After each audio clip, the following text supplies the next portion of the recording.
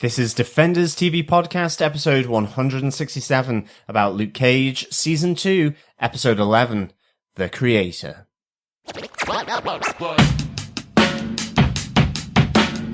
I'm holding back?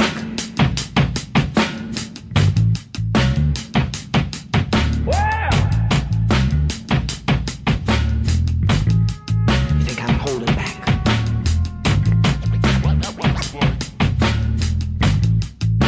I'm out to save you.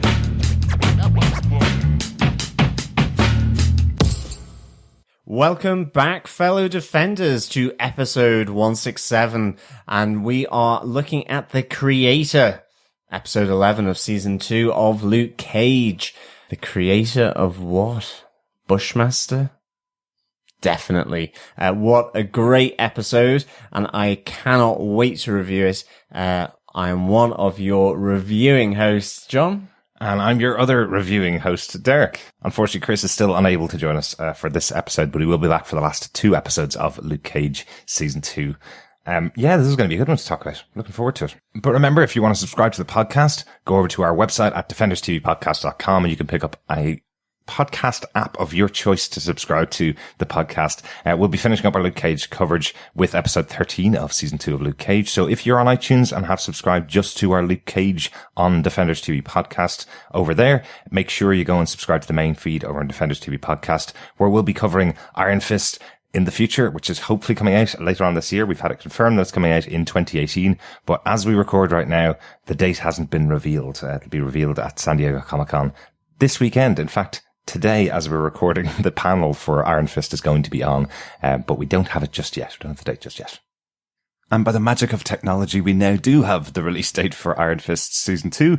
As you probably heard at San Diego Comic-Con at the panel for Iron Fist, the release date has been announced for September 7th of this year. So a little bit earlier than we thought. I think we'd speculated it was going to be coming out in November. So a couple of months earlier, but really exciting that we're going to get to see Season 2 coming up in September. That's really cool. Very exciting, and some cool little tidbits and information on the panel. We won't talk about that just here. We'll talk about that later when we start talking about Iron Fist Season 2. Yeah, so exciting stuff for Marvel Netflix. Iron Fist 2018 Season 2, to see how the immortal Iron Fist gets on. Of course, great to have him cameo for an episode in this season of Luke Cage. Yes, it was, and very, very likely we're going to see a crossover with Misty and possibly Luke Cage himself as well in Iron Fist Season 2. Yeah, let's hope. We are going to get into our spoiler-filled review of episode 11 of Luke Cage.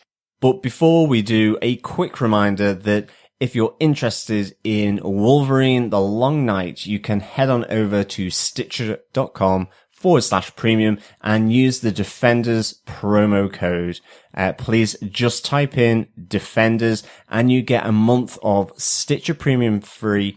And of course, now all the Wolverine The Long Night scripted podcast episodes are available to take down. All 10 episodes. This offer is open to anyone listening to the podcast. Please share the offer. And of course, it is open until September of this year.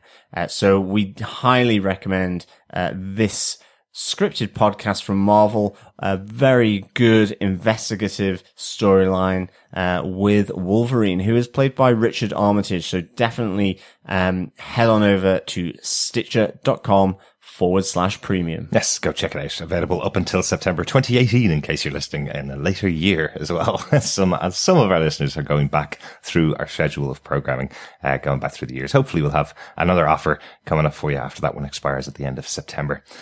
John, I think we should get into the episode, what do you think? Absolutely. Derek, what are some of the episode details? Yep, this episode was written by Nicole Moranti-Matthews and Matthew Lopez. We've talked about Nicole before on our episode 7 discussion as she wrote that episode, and we also discussed Matthew as he wrote episode 4 of this season get physical as well. So they've both been heavily involved in season 2 of Luke Cage. By their powers combined, they gave us an absolute stormer in this episode as well. And who directed it? Yeah, speaking of giving us an absolute storm, we've got Steven Surgic back in the director's chair for this episode. He's directed at least 1 episode of every season of the Netflix shows, from Daredevil, Jessica Jones season 1, Luke Cage season 1. He did Take It Personal over there, which is episode 10.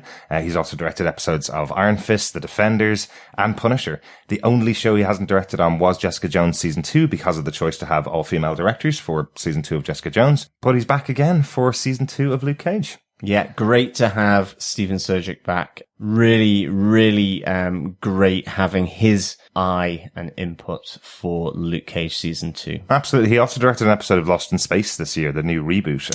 Episode 8 of the show, which I'm not going to talk about because you may not have seen the series, but it's probably my favorite episode of the season of Lost in Space. It was a really, really exciting episode and really well directed. Loved it. Stephen also came over to our Facebook group on facebook.com/groups/Defenders TV podcast and told us about this episode. He said, "We shot the origin scenes of Bushmaster in Trenchtown in Jamaica. It was my showrunner Chir Hodari Coker's idea that we should be as authentic as possible and shoot in the place that the character grew up. It's a great idea, especially when these shows have always been based in New York and filmed a lot on the streets of New York to reveal the characters that we have all the way through all of the Defenders, as New York is kind of a central character for all of them, filming there, and then to go over to Jamaica and actually film in Trenchtown for these scenes of Bushmaster." Absolutely right. It does add that kind of extra bit of authenticity to the character. There's some great panning shots as he drives down the streets of Trenchtown or walks down the streets of Trenchtown with a camera, picking up the actual scenery around where this kid would have grown up. Yeah, it looked really, really good, really fascinating, and certainly given the use of somewhere in downtown Manhattan as a stand-in for China back in Iron Fist. This was really good to see authentic Jamaica, and looked amazingly rich and colourful. Mm-hmm. You'll never let that go in Iron Fist. No, I won't. But John, do you want to tell us what they gave us with your synopsis for the episode? Sure. With smoke still hanging thickly in the air from the brutal scenes at Gwen's restaurant, a 38mm bullet provides a link to Mariah Stokes, and a trail of blood from the scene suggests a witness. Shaken by Mariah's ferocious act, Luke combs the city for the witness and finds Anansi's wife Ingrid, who refuses to testify, preferring justice to be served by the family McIver. Flashbacks reveal the fateful encounter between Stokes and McIver families, debt, deals, and death, and also reveals the role of Nightshade in the survival of John McIver as a boy back in Jamaica. But back in Harlem, Tilda administers Nightshade yet again to heal Bushmaster, setting him on a path to vengeance as he learns about Mariah's massacre. Meanwhile, as Mariah consolidates her position, she goes against the Stokes family rule, making a deal to start selling heroin in Harlem. As Shades confronts her about this and her recent actions, he ends their relationship and chooses to surrender himself to Misty Knight of the Harlem precinct. Yes, confronts her about some things with a pair of hands around her throat as well. Some Definitely amazing moments. It's been suggested, as we've been discussing in our spoiler posts over on our Facebook group, that one of these characters won't make it out alive on the season, either Mariah or Shades. And absolutely, as Shades wrapped his hands around Mariah's throat, I thought she was done for. I thought they were doing, like she did to Cornell Stokes, taking him out when he pushed her too far. I thought she just pushed Shades too far and Shades was going to take her out in this moment. Yeah, it was touch and go there. I definitely thought Mariah was a goner. I'm so glad she isn't. And I suspect that a lot more pain and justice is going to come from all sides against her. It is a good job she is building that safe room down in the basement of Harlem's Paradise, because I suspect she will need it at some point very, very soon. Yes, and not necessarily just from Bushmaster, to be honest. No, absolutely. I think there are a number of people lining up to take a pop. But on to our first bullet point. Point number 1. Anansi's wife Ingrid survived that massacre at Gwen's. Yes, she did, and she has a great role in this episode. I really like how she's spread throughout the episode. I like that, she's hiding out and there's kind of a race to find her going on. We have Misty who's trying to find her to finish the investigation, to complete the kind of steps between all of the things that she knows have happened, but she needs a witness just to tie it all together. We have Mariah who's obviously out to kill her, and Shades who want to kill her and take her off the table so that they don't complete that investigation. And then we've got Luke after her, wants to protect her at all costs, wants to find her and make sure she's okay. I like that she plays this kind of pivotal role throughout the episode. I think it's a really cool idea. Yeah, the great thing about Ingrid here is that, she does persuade Luke. He is going to take her into the precinct to help out Misty. Misty really has said, don't damage my investigation, really help me out here. And ultimately, in the end, by staying faithful to Ingrid, he doesn't help Misty out here at all. And she gets pretty annoyed at that.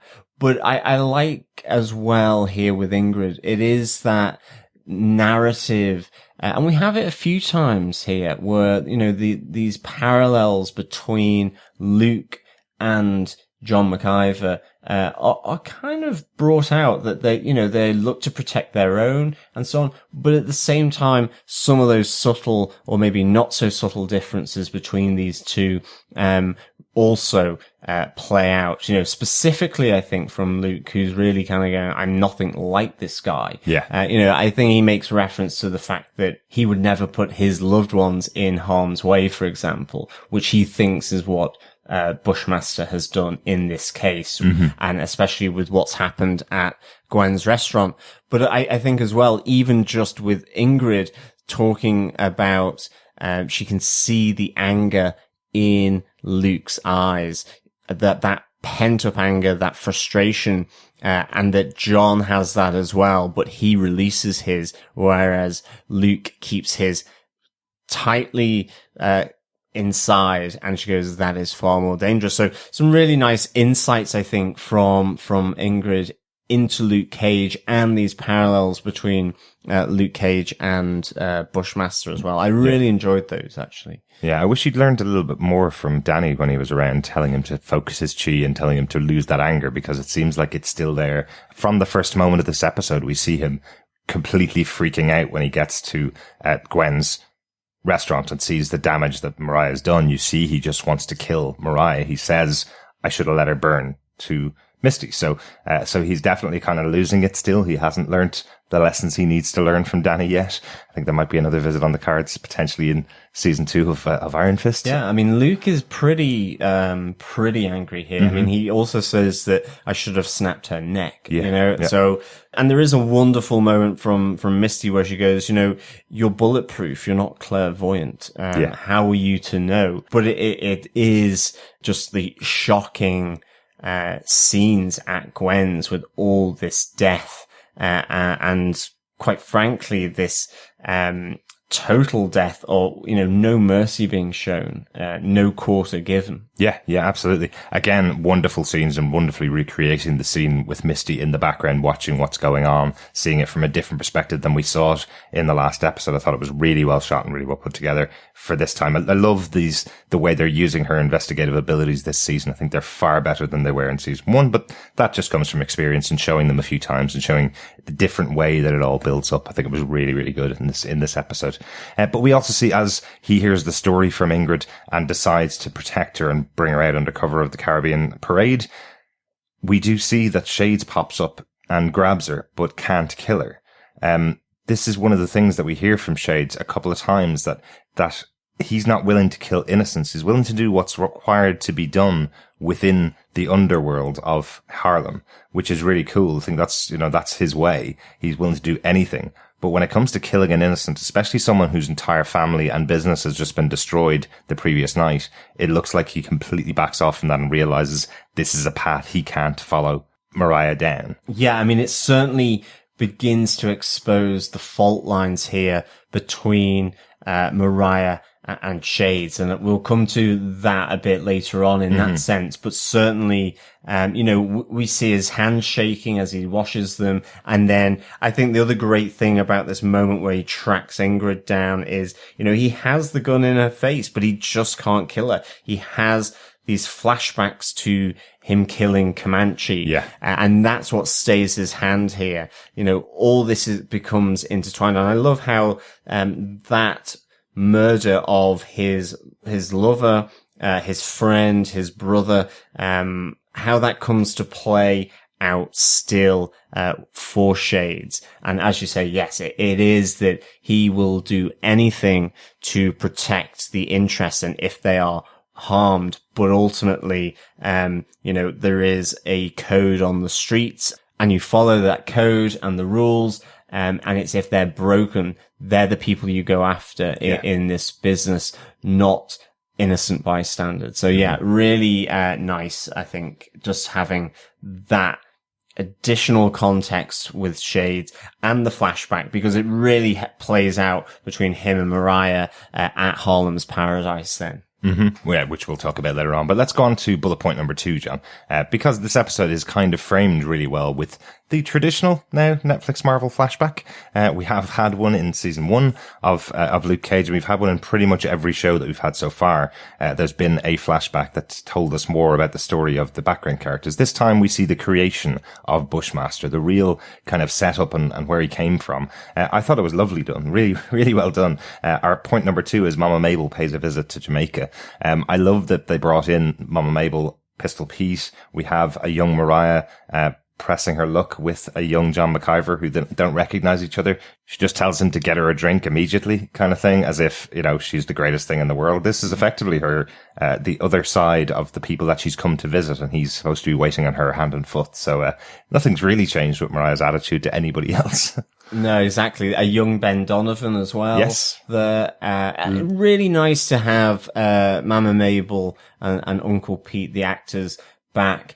Fascinating setting as well. I just thought that was absolutely gorgeous at that hotel. Yeah. Or house. I think it was a hotel. Yes, it was. Yeah, it was a resort. Yeah, resort hotel, sort of looking out across the forested hills and down towards the town, like absolutely amazing looking. Mm-hmm. We have a young Cornell as well in the pool, playing around, messing. Very good. Yeah. I missed him. Yeah. Messing, with Mariah, getting her wet, splashing her while she's trying to read. So yeah, this is really interesting, this flashback, because we get to see how these two families ultimately break apart, where the beef is here. And again, we know it's down to the club and the rum and splitting this business 50-50. That's what they want to do. We've heard, stories of, Mama Mabel setting fire to the house where Gwen is, and Gwen trying to allow John to get out of the house, and, she saves him rather than herself. Mm-hmm. But we see it here. We see this kind of bartering, this deal making. It seems as though Mama Mabel ultimately burns down the house because she knows she will lose in court. Exactly. They have this framed napkin signed by Quincy McIver and Boogie Stokes. Mm-hmm. Mama Mabel knows the game's up, that if this does go to court, that she is going to have to relinquish 50% of Harlem's Paradise and the distillery that makes the rum. So despite the laughter of Ben Donovan at the whole proposition of this, that they actually are thinking they can challenge it, it seems pretty legit. It seems like the two of them did work very closely together, but it seems like the rest of the family have got their teeth in and pushed Boogie Stokes to renege on the deal with Quincy and push him out of the business and not give him the half that he rightly deserves, because they all came up with the whole plan together, But I absolutely love Mama Mabel here, because she's clearly influenced Mariah more than we had thought in the past. There's a real Mariah moment as she walks up to the burning building that she's just burnt down, with the body of her rival inside, her son on the floor outside, and she just takes all of the papers and throws them into the burning building and says, yeah, I told her, this is over. I told her this is the wrong thing to do. So she just burns the whole place down, burning all the documents, so there's no trace anymore that there was ever a connection between these two families. It's a real Mariah Stokes moment. Yeah, it really, really is. Totally uncompromising, unflinching, right in front of Johnny McIver. Really, really harsh.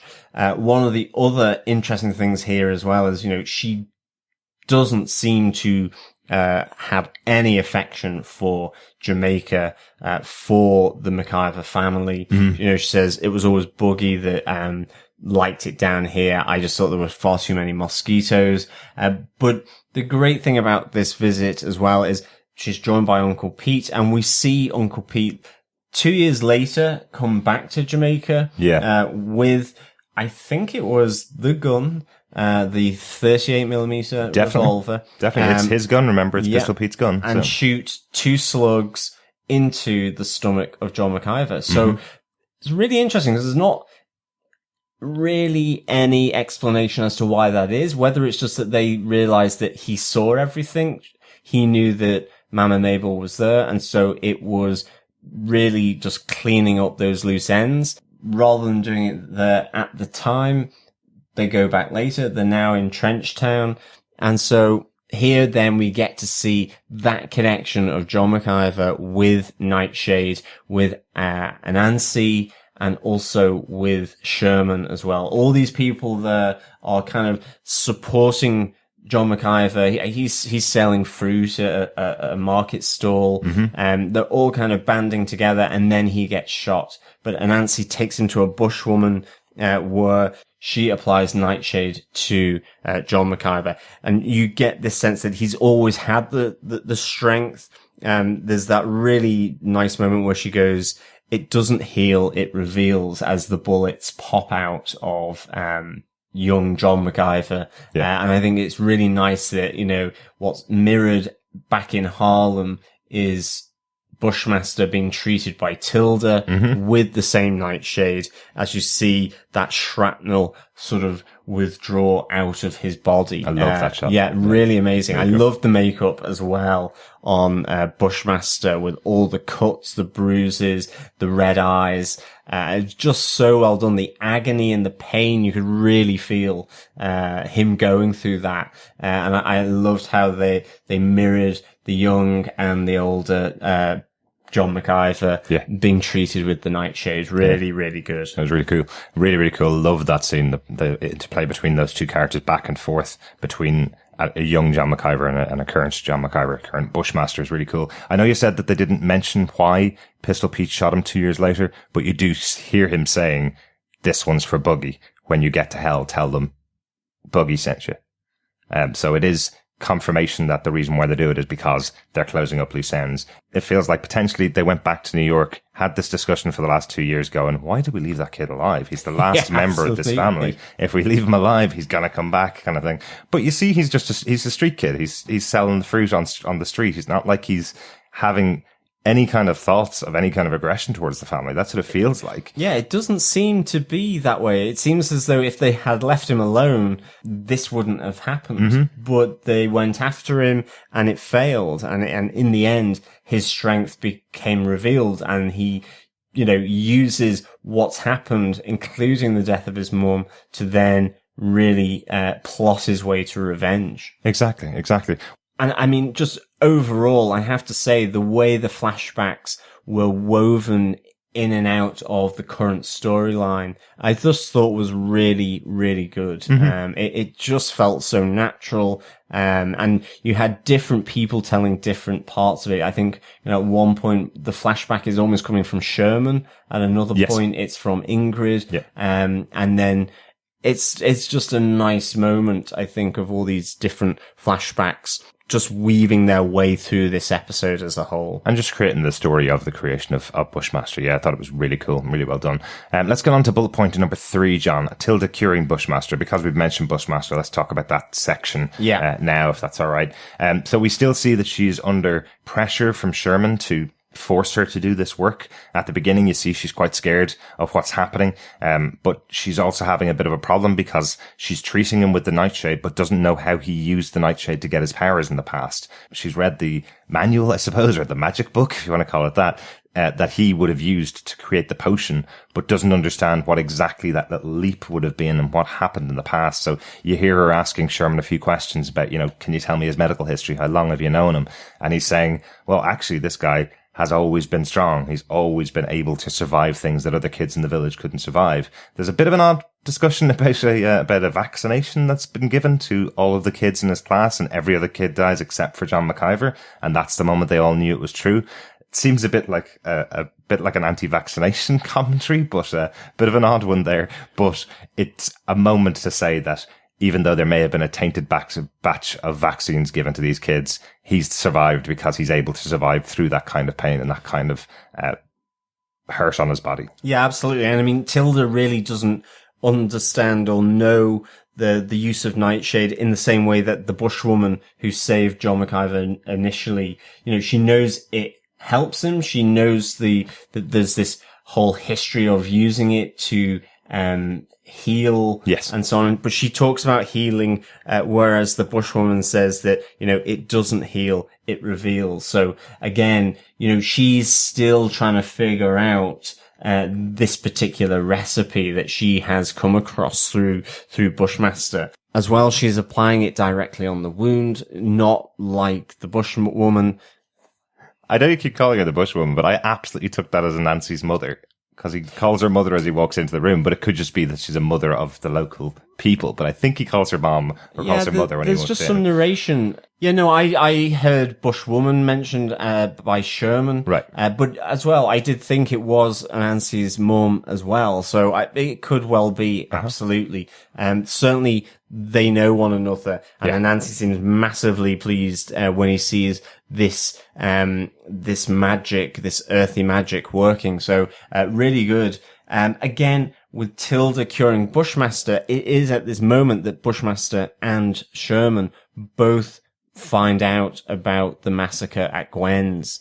And you really do wonder what's going to happen to Tilda here. In the same way we were thinking it was a bit touch and go for Mariah with Shades. Here you're going, okay, this really could turn out badly for her. But actually, Bushmaster seems to have come out of this much more sort of sanguine about things. I mean, he is absolutely on a rocket path towards Mariah and whatever he is looking to do to her. But there is something slightly philosophical about him. I do like the fact that he says that she can go, and he thanks her. And even though there has been that talk that the same blood runs through her veins. So all of a sudden, he's certainly not doing what Mama Mabel did, in relation to him and his mum. Exactly. In killing them both. That there is something here. Maybe it is that element of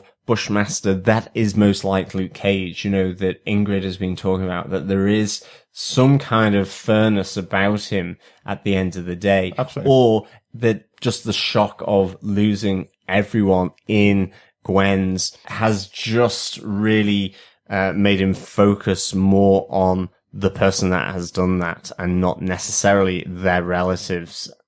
Yeah, perhaps, but remember this is kind of calling back as well to the Brownstone fire, where he did release Tilda from the chair that she was strapped into and allowed her an opportunity to either run away or burn in the fire with Mariah that he thought was going to happen. So that's true. Yeah, so he has already released her before. She is the innocent here. It is interesting that they bring her with him to see the damage that's happening along in Gwen's restaurant, and then once they get there, they release Tilda. But she's now seen what her mother is really capable of, outside of all the stories, outside of everything that her mother's told her and how open her mother's been with her about the business dealings and the couple of people that she's killed in the past. This is a really brutal, violent scene that Tilda's just walked in on and realizes that her mother did it and is free as well at the same time. So quite a big moment for Tilda as well with her mother. Yeah, I mean, you can really see how shook up she is in Gwen's restaurant. And of course, that plays out as well later in the episode with her effectively calling time on her relationship with Mariah, where she is in Harlem's Paradise and she says, that's it, I'm done, I'm out. And she says, I don't want to see you ever again. So, Mariah increasingly is starting to lose her support. Oh, yeah. Tilda thinks she's crazy. Shades thinks she's crazy. And so does Sugar, ultimately. Members of her bodyguard, her gang, are thinking she has lost the plot. Absolutely. And And obviously Luke Cage started off the episode by saying he wanted to snap her neck, which he hasn't really been that way inclined for any of this season. He hasn't wanted to kill her and has worked with her a few times. Bushmaster again reaffirms he's going to destroy her when he gets out and gets his way. We do have just one other scene with Bushmaster and Cage meeting over the body of Anansi when, Ingrid is brought to see the body. I thought this was a really interesting scene, having the two. Yeah, me too. The two people that have been rivals for the whole season that are effectively looking at each other and kind of going, well, really, we could have been brothers. We could have been friends. Luke's response to "we could have been brethren" I thought was very funny, which is well, I don't really have that much luck with brothers, because obviously last season it all ended off with him fighting his brother to the bitter end of the season. So, nice little moment there between the two of them. But then Luke kind of realizes that there is some similarity between the two of them, but if he does go after Mariah and does go after Harlem again, they're going to have to fight.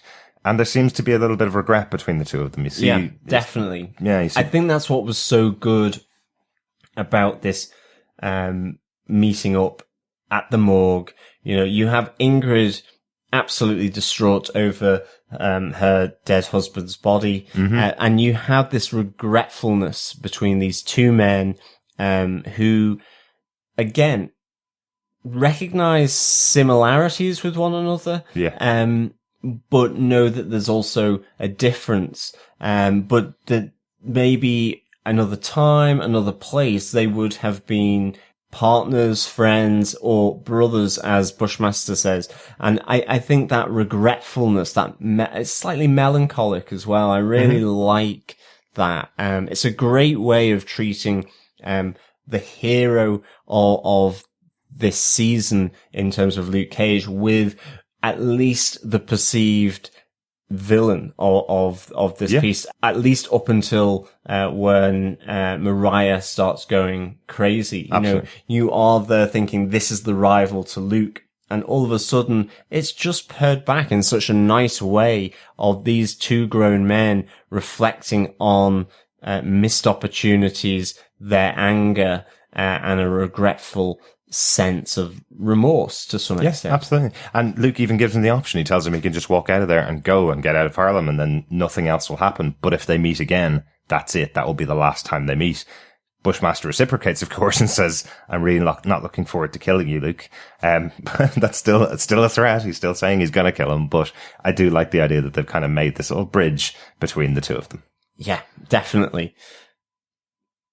I think with that, onto bullet point number 4. Yes, the biggie. Mariah calling out Shades. The split of Mariah and Shades. You know, as we were saying before, Mariah really starts to lose her crew here. All around her. She has this stoic victory. She is this queen of Harlem, but she is sat on her own with no one else. And I think this plays out so well, and is so meaningful through effectively the split of Shades and Mariah. I think, all through this episode, you've had Shades really struggling with what went down at Gwen's restaurant. You know, he says to her, "You used to have heart, and I saw you stood over, the body, the burning body of Anansi, and I saw that look in your eyes, and that was not the person who I used to know." There is, on the flip of that, Mariah saying, "Have you become a vegan? You were a carnivore, a predator. That's what I liked about you. I need you to do what Shades always does. You know, be there. Stop being Hanan." A really kind of nice moment. You know, we have commented that this relationship has seemed a little fractious. You know, absolutely. We see her flirting with Alex. Shades pulls a gun out to get Alex out the way, and I love his response to that, where he's like, "I'll see you in the morning," kind of thing. Absolutely. I love Alex the Minion. I just think it works really well. The fact that she comes back to Harlem's Paradise and he's arranged to have this bunker built underneath the building for her. It's just a really, he could be a minion. He could be yellow with the little glasses running around the place, doing everything of her bidding. But yes, she absolutely is trying to take advantage of him. But again, you've got Shades walking back in going, "Well, that was quick, wasn't it?" only left about half an hour ago, and here you are coming on to somebody else, And I love the way Mariah kind of sidles up to Shades to, she's running her hands around his body, over his shoulders, his chest, really trying to put him at ease, to say that she is his, and that they are working this together. But ultimately it's for naught, because she absolutely pushes the buttons over Comanche. She knows that there has been this relationship between the two of them. She goes, were you gay for the stay, or was it a true broke-back romance? Mm-hmm. She felt the heat. She saw the looks. She knows when there's something going down. So she's absolutely fully aware of this, and then begins to bait Shades with, I wish I had killed him myself, put those 2 bullets in his chest, as she's hitting at Shades' chest. And he just flips. And the reason why is so that it would bleed out. Interestingly here, we hear her once again go back to that thing we saw in the first 3 episodes that we thought was a little bit of a joke. The fact that she could never remember Comanche's name when he was around. She's like, oh, who's that guy? What's his name again? And then she reveals she's always known who he is. She's always known about him. She goes, I would have put those 2 slugs in Comanche. She says his name immediately after saying that she doesn't know who he is. That is absolutely Mariah's manipulation. This stuff that we talk about early on in the season, when both seasons, when we were talking about her and go, not really too sure of her motivation, not really too sure of what her plan is, what's going on. Doesn't matter whether we as the audience know. What matters is she's known all along, and she's keeping it from the other characters around her, and Shades more than everybody else. It feels like this is the one moment he's just finally seen Mariah for who she really is. And as I mentioned, it does feel like this could have been her final moment. She's pushing similar buttons to the ones that Cornell pushed on her until he got a mic stand in the head. Absolutely. That's what this moment felt like. We have Hernan throwing her onto the table and wrapping his fingers around her neck to strangle her, and then stands up and goes, you're not worth it. And Mariah's response to it as he walks out is, I'm not done with you, as if she was still in the position of power with him once again. Like real violence between these two. Really fantastic scenes once again. Yeah, really just amazing scene in the roost of Harlem's Paradise. Mm-hmm. I think the other nice thing here that occurs in the roost is Mariah confronting her past as well, with the forms of Uncle Pete and Mama Mabel. And initially it is Mama Mabel, and I really enjoyed this idea that she is blaming Mama Mabel for this exact situation. And the reason this is happening is because of you. Every time I tried to do something positive, whether it was some kind of social program, whether it was real estate, whether it was safe areas for women, children, your past came and upset everything. And I love the change as soon as Uncle Pete appears. She spills her drink and she becomes so much more of a nervous wreck. And I really like that. She's being baited by Mama Mabel for selling heroin. She's just had enough. I love the fact that this is kind of Mariah and her past. And I think ultimately with their disappearance that she has said, I'm doing it my way now. Yeah, absolutely. It's a fantastic scene, and it is the true mental break for Mariah Stokes, or the mental break for Mariah Dillard, as she completely embraces the Mariah Stokes, Black Mariah character. It really is interesting. I love that moment with Offrey Woodard as she effectively crouches behind the couch as Pete appears. Yeah. She drops the drink and just kind of shrinks. Something that we haven't seen from Mariah in quite a long time. She's always very strong standing, but the minute Pete is in the room, she's crouching over, and he starts to make really crude comments about her being beautiful and about her and about her daughter Tilda and what they've accomplished between the two of them, and she's not willing to take any of that. So it is a great scene seeing this stuff, and totally unexpected. Came out of nowhere for me. Yeah, it was so good. I think, though, to bullet point 5. Yes, there's just one final bullet point, really.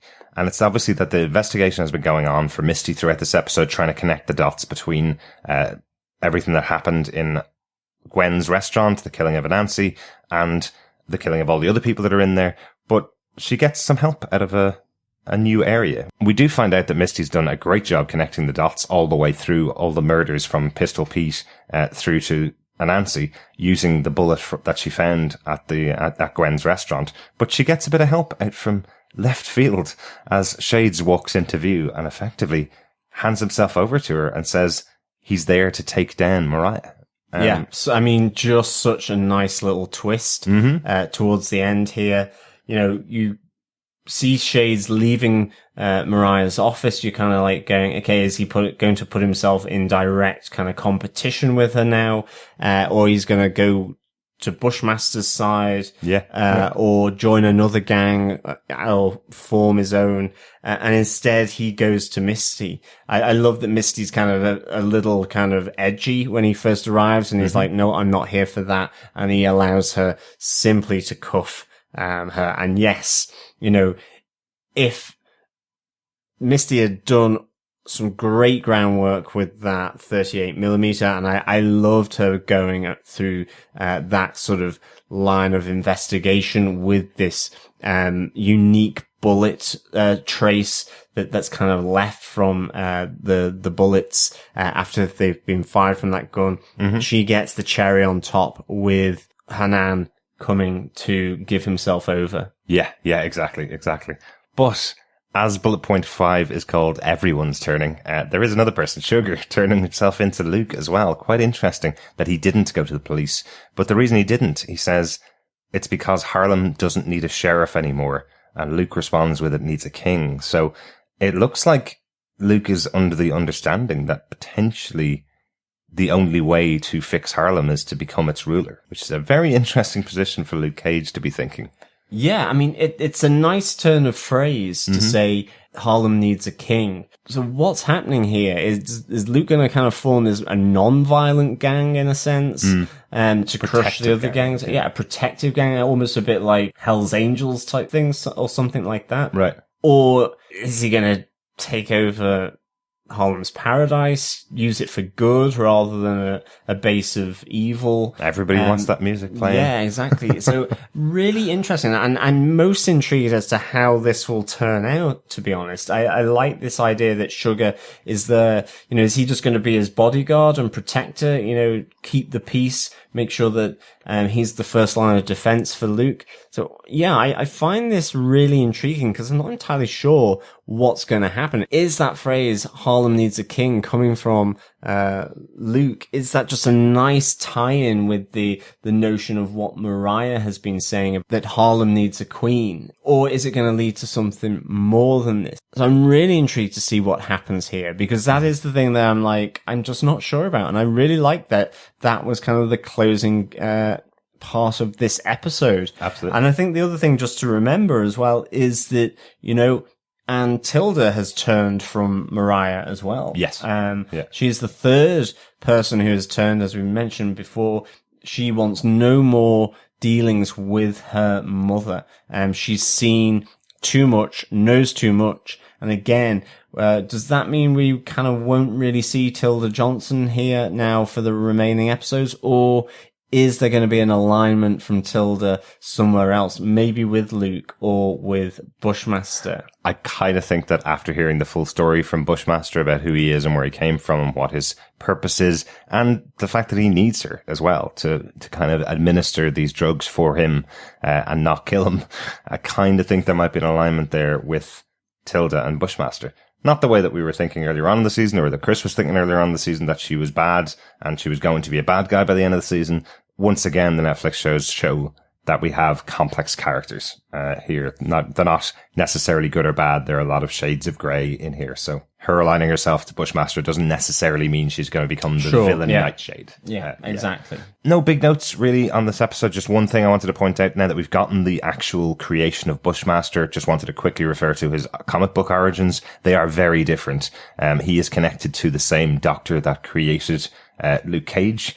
He went to him and had the same procedure performed on him, but tenfold, I think, is the original version of it. And then he has it performed on him again, and he has even more powers than Luke Cage has, which is why he becomes such a big adversary to him.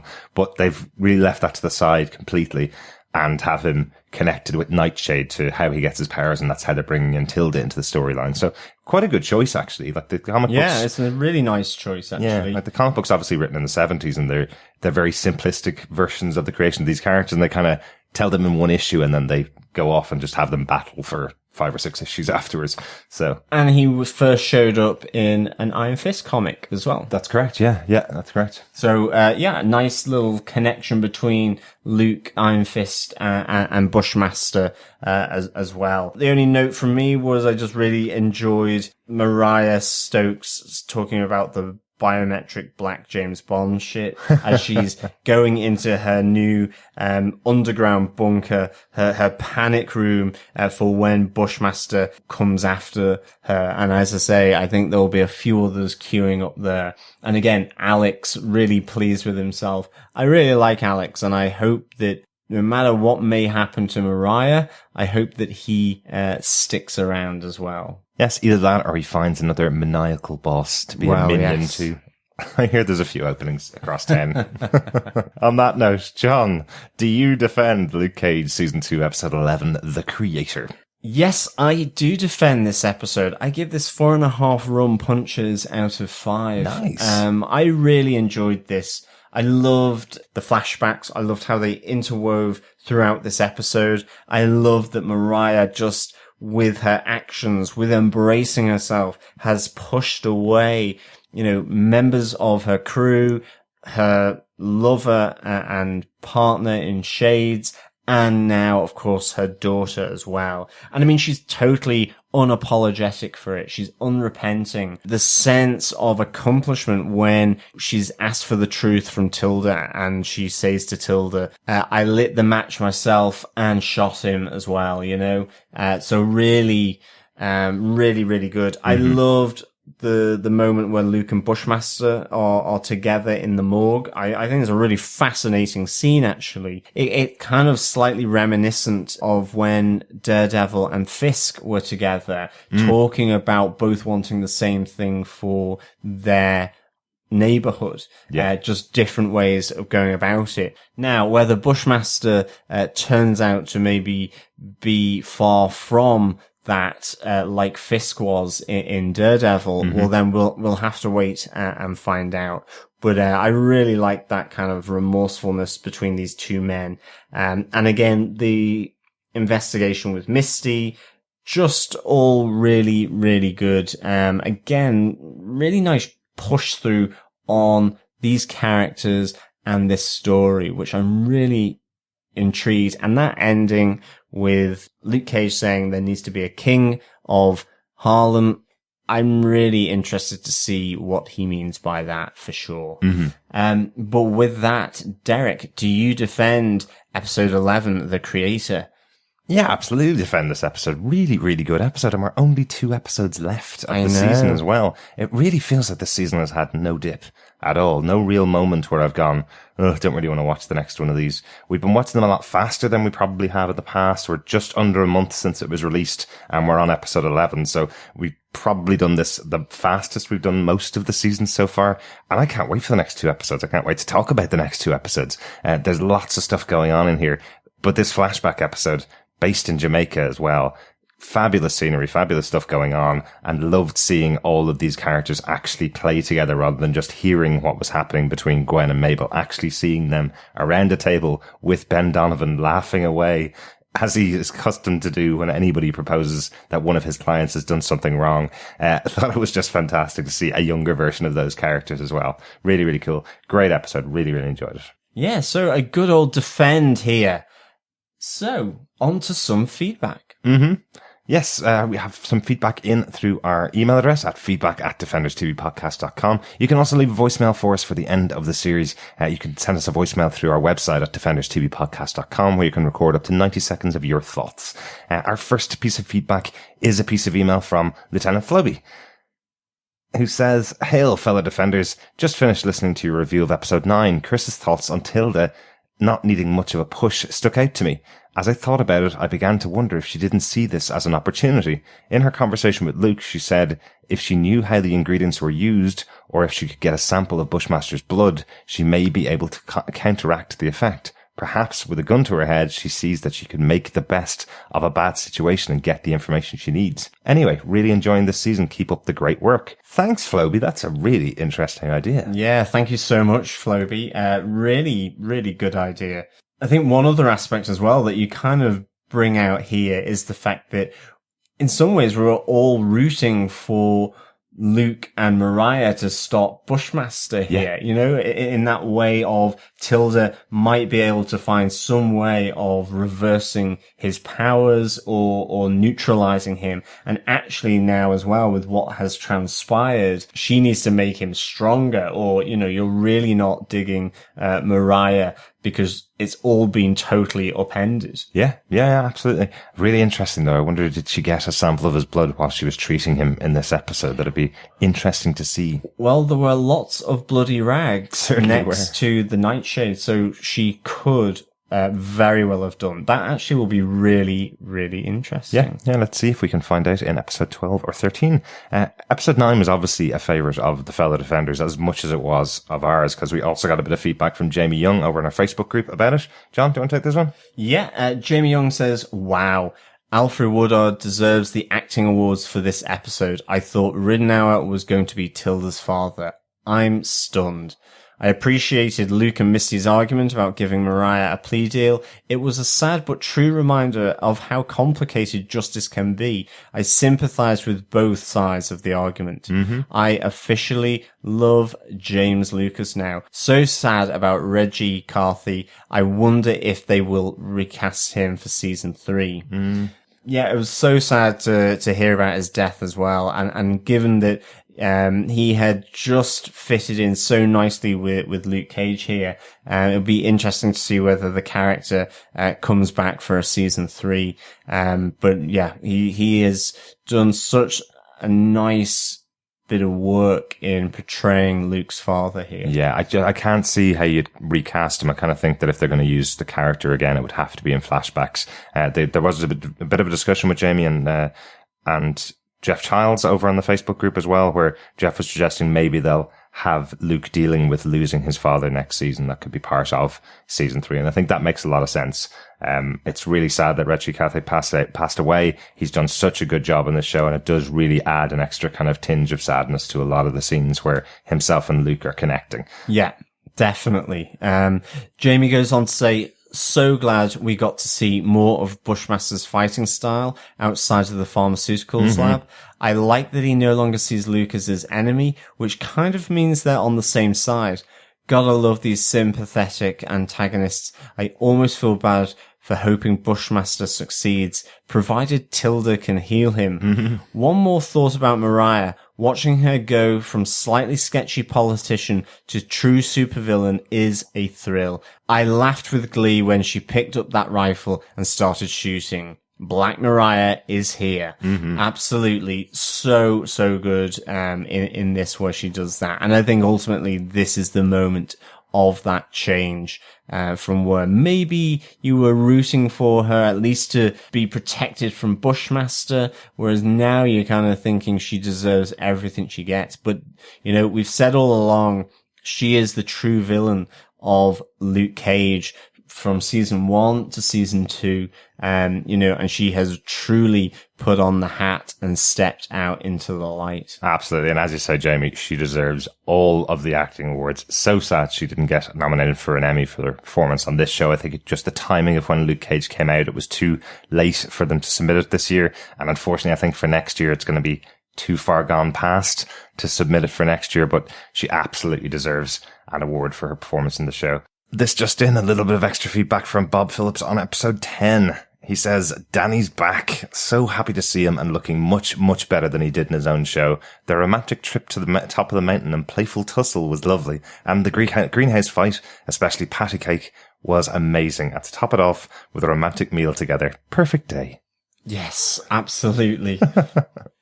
The love between Danny and Luke knows no bounds. We did talk about it a lot on the last episode. Obviously, one of our favourite moments of the season, seeing Danny back after going through everything he's gone through and now a much more settled character. Hopefully this leads into a great season 2 for Iron Fist. Yeah, I think as we said on the episode, that development of Danny Rand, it really bodes well for season 2 of Iron Fist. Bob went on to say, I loved the meta stuff in this episode. All the layers of self-reference and nodding at Easter eggs. The ease of it meant, I think, you didn't need to get it, and it didn't spoil the flow. Yeah, all the stuff that with all the t-shirts that were going on with DW, talking about Paraman and Iron Fist, really cool stuff that was going on. Really enjoyed that touch in the episode. And finally, Bob says, I'm glad the rule of law restored the fortune of the evil monarchs. Even if they are murderous scum, they deserve to be treated fairly by moderately sized Ben and his ilk. The Human Torch, though, too far, Mariah, and I think that's the line crossed for Shades. His climb to the light begins here. Yes, really spot on there, Bob, with your thoughts on Shades. Certainly given what happens in this episode. Mariah crossed the line there, and Shades certainly does not want to follow. Yes, not willing to take it anymore. Good stuff. Thanks for that, Bob. Yeah, thank you so much, Bob, for all your thoughts. It's really, really good to hear. Jeff Childs also sent in some feedback on our Facebook group on this episode, on episode 11. And I think I'm right with you here, Jeff. He says, the season is in the home stretch and there's still twists and turns. I can't even make a prediction how this is going to wrap up so good. Jeff, that's the words right out of my mouth. That's exactly how I'm feeling now on episode 11 of the show. Yeah, really good thoughts on just how good the quality of this show is, right down to the final few episodes. I really cannot wait to go on to episode 12 now and see what craziness, what fallout is going to happen as a result of this episode. Absolutely. So really good. Absolutely. And I think Jeff actually is binge watching the show over the last 3 days because he's actually been posting comments on our spoiler posts as he went. And I could see them just appearing, every hour or so. I was seeing a new comment on each one of the posts, and it was genuinely that he was just watching it live. So everybody watches the Netflix shows differently. As you know, we haven't watched ahead. We haven't seen the next 2 episodes. So that's why we're able to talk about these 11 episodes completely separately with our wild theories and wild thoughts about what's going on, because we don't know what's happening in the next 2 episodes. But we're really excited to find out. And so glad that all of the fellow defenders have joined us again for another fab season so far. Yeah, definitely. Luke Cage has been really, really enjoyable. And hopefully our fellow defender, Chris, will be back for the last 2 episodes of our Luke Cage coverage. Yeah, well, it would be certainly good to get his thoughts on the last 2 episodes as well. And again, if you want to hear our thoughts on any of Luke Cage season 2, on any of the Marvel Netflix shows, and indeed upcoming with Iron Fist season 2 as well later on in this year, please subscribe to the podcast at defenderstvpodcast.com. You can pick any good or evil, bulletproof or bullet-riddled podcast catcher. Just search Defenders TV Podcast, subscribe, rate us, and leave a review. Sharing the love by sharing the podcast is a great thing to do. And thank you so much for listening. Absolutely. Yep. Thank you so much for listening, fellow defenders. We'll be back with our review of Luke Cage season 2, episode 12, Can't Front Me, next Friday, and then our finale review the following Tuesday. Yeah. It's getting close to the end of Luke Cage season 2, and what a great season this has been. Absolutely. As always, fellow defenders, thank you so much for listening. It has been a pleasure speaking with you. I'm off to go into my James Bond bunker and play war games or something like that. But we will be back soon to speak with you again. Bye. Hope it has some nice dry martinis down there, John. Yeah, it's got a full bar. Excellent. Fully stocked bar. Excellent. Thanks so much for joining us. Bye. Cheers, fellow defenders. Bye.